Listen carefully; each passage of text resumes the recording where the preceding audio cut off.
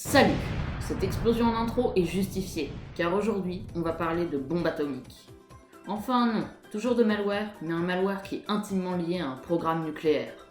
Si vous êtes abonné depuis longtemps, vous avez déjà deviné de qui on va parler. Et si vous l'êtes pas, je vous laisse 5 secondes pour le faire.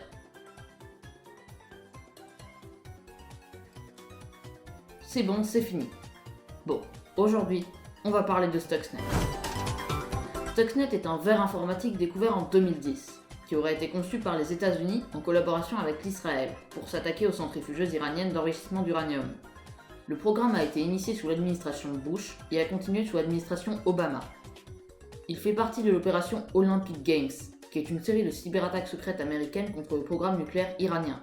Et ses caractéristiques le classent parmi les APT, un type de piratage informatique furtif et continu, souvent orchestré par des humains ciblant une entité spécifique, en l'occurrence le programme iranien d'enrichissement d'uranium. Maintenant que je vous ai introduit le sujet, on va parler du code. Grâce à mes talents de hacker, j'ai trouvé le code source du ver.